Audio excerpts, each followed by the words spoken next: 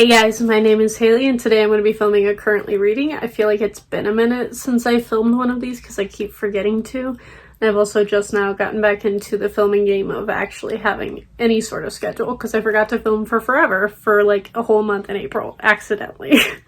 I also am apparently incapable of filming TBRs anymore because I've been in such like specific mood reading moods because I haven't read that much this year. So I realized I have yet to say I am participating in Pride Month and reading a lot of LGBTQ plus books this month, and I have a ton of them out from the library and I've already read several and I'm going to continue reading them, so I'll be talking about a lot of those in this video as well. So the book that I am currently reading is Hold Still by Neela LaCour. If you missed my last wrap-up, I've read every single one of Neela LaCour's books this year. I think I read them all in like 1 month at once. And this is the last of them that I had left. I've enjoyed all of her other books. I think my favorite of them has been Watch Over Me. For the like magical realism elements in that one, I really don't know what this is about. I think it's about a female-female romance. And that's literally it. At this point, I will read anything that Neela LaCour writes because I love her writing style, and the way that she writes about loneliness is very relatable to me.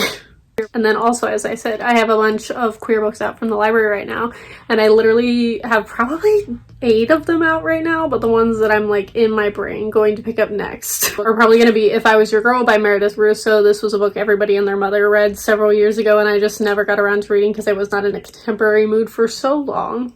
And now I'm in nothing but a contemporary mood, apparently. I also have Felix Ever After out of the library. I'm very excited to see this. I love this cover so much. And then I have a book that I've never heard anyone talk about, and I don't really remember how I found out about it. And that is Like a Love Story. This is a book about 3 people who are in New York City during the AIDS epidemic. And that was all I heard about it.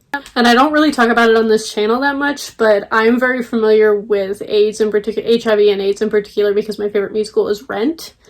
And obviously one of the main characters in Rent has HIV, and actually 2 of the main characters in Rent have it. So it's a disease that I've always been very familiar with and very like aware, but I've never read a book during that time period, and so I'm very fascinated to read it from 3 different perspectives. I'm assuming this is told from different perspectives. I also really love this cover. That's about it for what I've been reading. I've read a lot of queer books, basically. That's all I've been reading this month, and I've been like binging them. So I think I've already read like 7 or 8 books this month, and we're like halfway through the month. So I'm doing pretty well at reading this month, which is better than the rest of the year combined. I'm also just kind of trying to binge and read a lot of books before Kate comes out. She's coming out at the end of June, early July. And I don't know how much reading is going to get done then, so I'm just kind of trying to consume as much as possible and take advantage of the reading mood that I'm finally in this year. Then as far as what I'm watching, I honestly haven't been watching much. I've been watching one of my favorite YouTubers. I don't really talk about him. His name is John Wolf. He's a Let's Player. And he usually plays a lot of horror games. He also streams a lot on Twitch and then puts the stream logs up on YouTube. So I've kind of just been watching a lot of his backlogs of streams, which is actually how I found out about a book, because he played a game called Metro 2033, which is apparently based on a book, which is a Russian post-apocalyptic novel. So I bought that to read sometime soon, hopefully. But 2 things that I really want to get to very soon. The first being Loki, which is the new Marvel TV show that's out. I have not watched the Captain America one. I'm not gonna lie, I might not watch it for a little while. I didn't hear anyone talking about it like I did with WandaVision. If you didn't know, I loved WandaVision. And binged it very quickly. Loki is one of my favorite characters. I love Tom Hiddleston, and I am thrilled that they're making a show about him. So I will probably watch this first episode. I think there's only 1 out. There might be 2 out at this point by the time I put this video up. I'm very excited to watch those. I don't know if I will keep up with it regularly, but I'm definitely going to try to. And then I also really want to get to In the Heights, which is Lin-Manuel Miranda's other show that he wrote before Hamilton.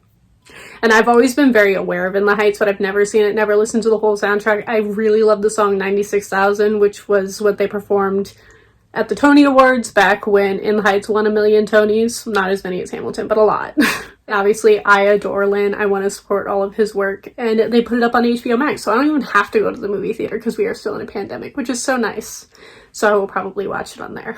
And then just as a wrap up, because I feel like one of the last videos I was talking about a lot of K-pop comebacks that happened at the beginning of June.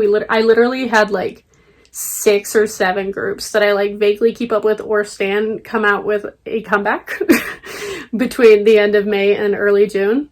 And my favorites of those were, my favorite of all of them ended up being NFlying's Moonshot.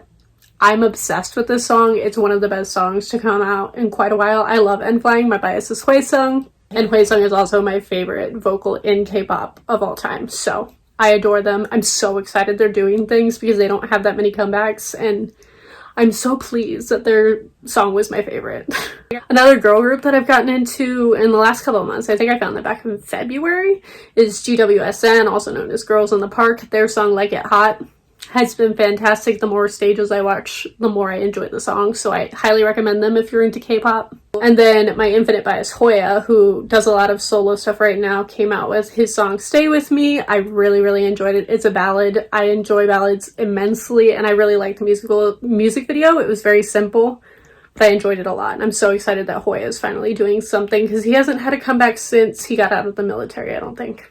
I also will say I love TXT's comeback. I do not stand TXT. I don't know them very well, but their recent song, I think it's called Love Song, is such a good song. Highly recommend. Even if you don't like K-pop, I think you would enjoy this. Kate described it as like 90s nostalgia sound, but coming from boys who were not around in the 90s, because TXT is younger, and that just makes so much sense. Yeah, that's pretty much all I've been up to. I've been basically binge reading a lot of books, so you might have like a rather large wrap up this month, which was perfectly fine with me because I haven't had one of those in quite a while. Let me know what you guys have been reading, watching, or listening to in the comments down below. Thank you all for watching, and I will see all of you guys next time.